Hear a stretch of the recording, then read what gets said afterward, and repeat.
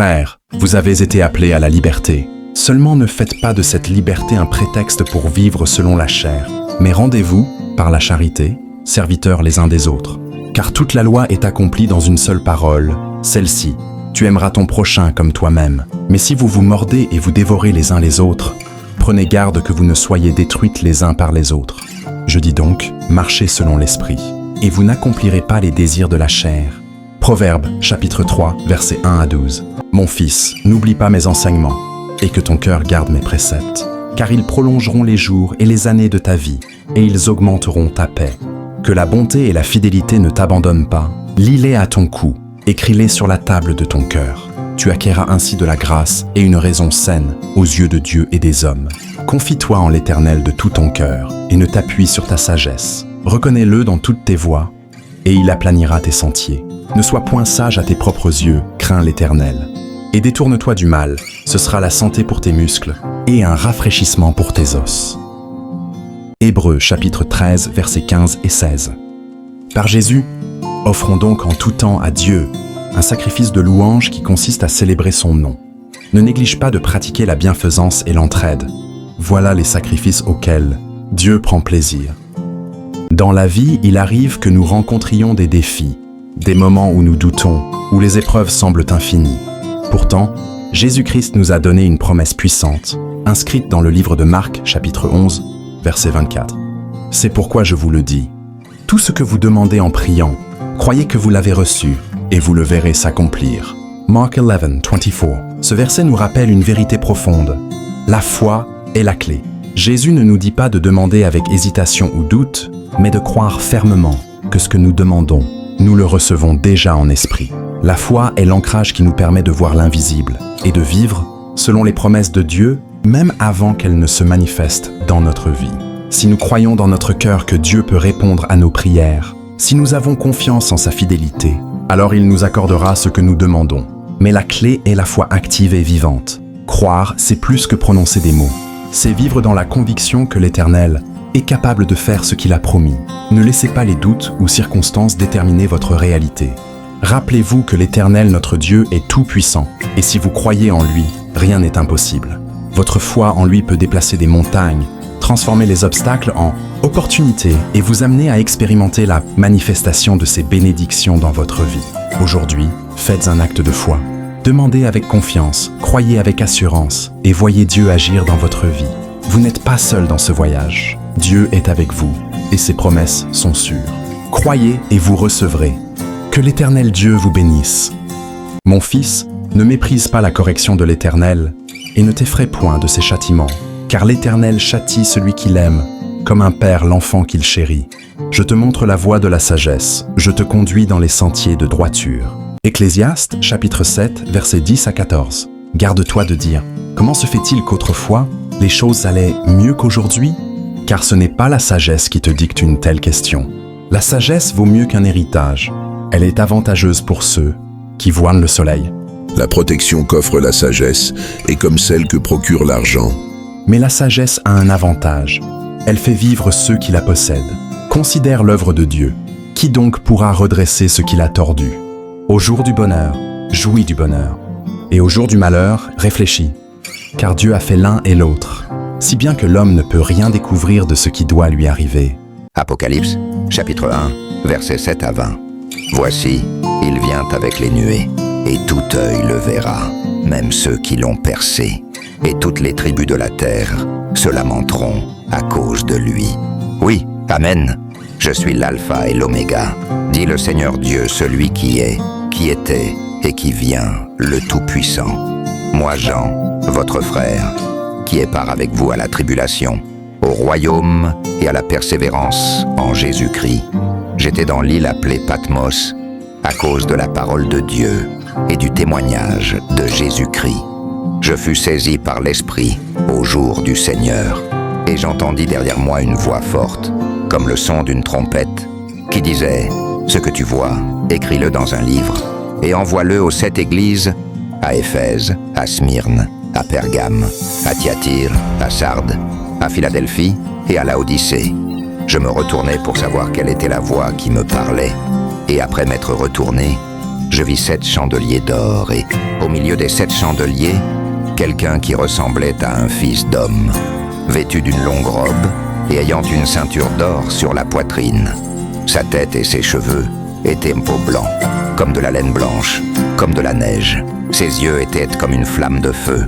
Ses pieds étaient semblables à de l'airain ardent, comme s'il avait été embrasé dans une fournaise. Et sa voix était comme le bruit de grandes eaux. Il avait dans sa main droite 7 étoiles.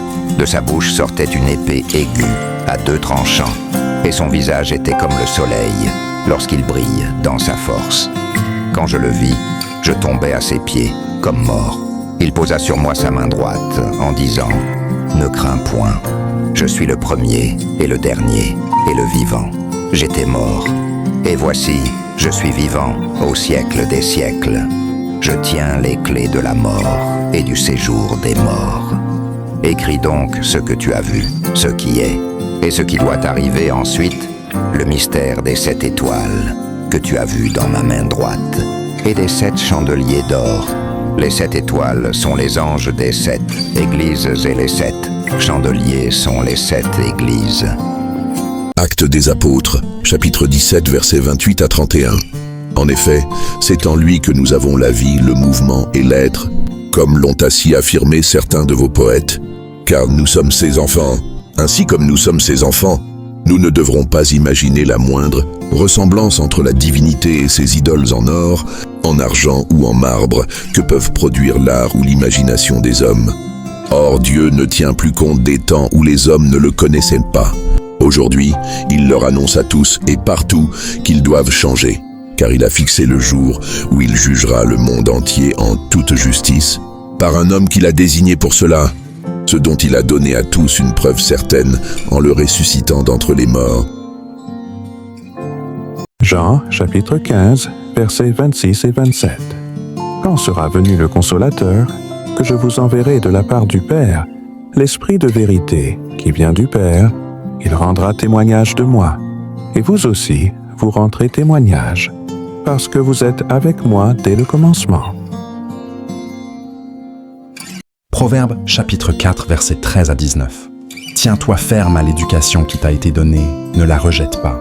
Restes-y attaché, car ta vie en dépend. Ne t'engage pas dans la voie des méchants, ne suis pas l'exemple de ceux qui font le mal. Éloigne-toi de leur sentier, ne t'y aventure pas. Écarte-toi d'eux et va ton chemin. Car ces gens-là ne dormiraient pas. S'ils n'avaient pas fait quelque chose de mal, ils perdraient le sommeil s'ils n'avaient causé la chute de quelqu'un. Ils se nourrissent du pain de la méchanceté et boivent le vin de la violence. Le sentier des justes est comme la lumière de l'aurore, dont l'éclat ne cesse de croître jusqu'en plein jour. Mais la route des méchants, elle, est plongée dans l'obscurité. Ils n'aperçoivent pas l'obstacle qui les fera tomber. Apocalypse, chapitre 1, versets 1 à 3. Révélation de Jésus-Christ. Dieu l'a confié à Jésus-Christ pour qu'il montre à ses serviteurs ce qui doit arriver bientôt. Et Jésus-Christ, en envoyant son ange, l'a fait connaître à son serviteur Jean. En tant que témoin, celui-ci a annoncé la parole de Dieu que Jésus-Christ lui a transmise par son propre témoignage. Il a annoncé tout ce qu'il a vu. Heureux celui qui donne lecture des paroles de cette prophétie et ceux qui les entendent et qui obéissent à ce qui est écrit dans ce livre, car le temps est proche. Psaume 101. Engagement à lutter contre le mal. Psaume de David. Je veux chanter l'amour et la justice. Je te célébrerai par la musique, ô Éternel. Je suivrai le chemin des gens intègres. Quand viendras-tu vers moi? Je veux marcher avec un cœur intègre dans ma maison. Je ne mettrai rien de mauvais devant mes yeux. Je haïrai les œuvres des infidèles. Elles n'auront sur moi aucune prise. Le cœur faux restera bien loin de moi. Je ne veux rien savoir de malfaisant. Celui qui calomnie son compagnon, médisant en secret, je le fais taire. Je ne supporte pas les yeux hautains, ni le cœur arrogant. Mes yeux se porteront sur les fidèles du pays. Je les ferai siéger auprès de moi. Et ceux qui sont intègres m'assisteront. Il n'y a pas de place dans ma maison pour qui se sert de fraude. Le menteur ne subsistera pas en ma présence. Je fermerai la bouche tous les matins aux méchants du pays, pour retrancher de la cité de l'Éternel tous ceux qui font le mal. Am. La grâce de Dieu s'est révélée comme une source de salut pour tous les hommes. Elle nous éduque et nous amène à nous détourner de tout mépris de Dieu et à rejeter les passions des gens de ce monde. Ainsi nous pourrons mener, dans le temps présent, une vie équilibrée, juste et pleine de respect pour Dieu. en attendant que se réalise notre bienheureuse espérance, la révélation de la gloire de Jésus-Christ, notre grand Dieu et Sauveur. Il s'est livré lui-même en rançon pour nous, afin de nous délivrer de l'injustice sous toutes ses formes et de faire de nous, en nous purifiant ainsi, un peuple qui lui appartienne et qui mette toute son ardeur à accomplir des œuvres bonnes.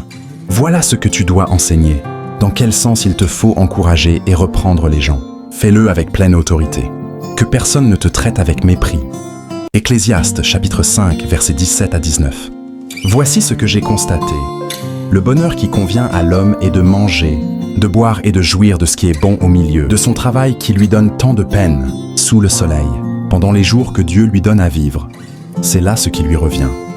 Si Dieu donne à un homme des richesses et des biens, et il lui accorde la possibilité d'en profiter, de retirer ce qui lui revient et de retrouver la joie dans son travail, c'est un don de Dieu. Car lorsque Dieu remplit son cœur de joie, cet homme ne s'appesantit pas sur sa vie. Jean chapitre 14, verset 27.